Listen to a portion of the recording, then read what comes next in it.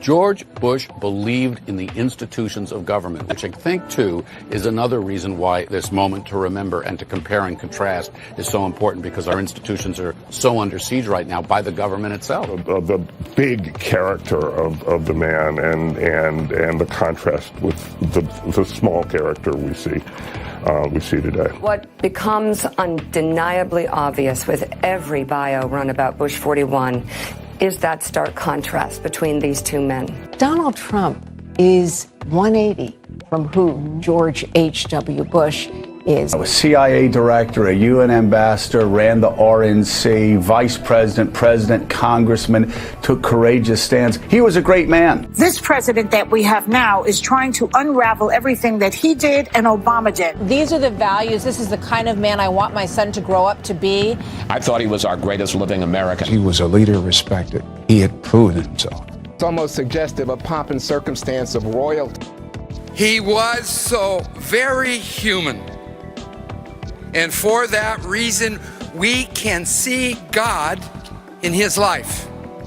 John McCain was one of those gifts of destiny.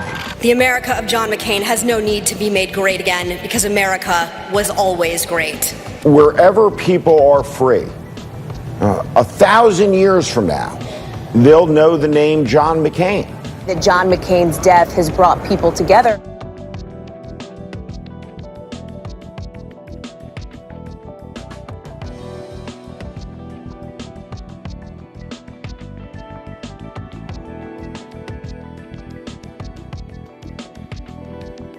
The lone camera in the dining room was locked in on the head table when President Bush was overcome by nausea and fell forward.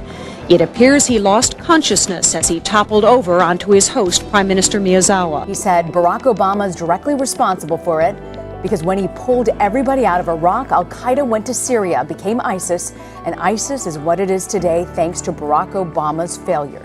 Senator John McCain admitted yesterday that he feared losing the South Carolina primary if he spoke his true feelings on South Carolina's Confederate flag debate. Up until a recent compromise, the flag flew atop the South Carolina State House, along with the American flag, the state flag, and of course, the lieutenant governor's underpants. I can't trust Obama. I have read about him, and he's an Arab. He is not.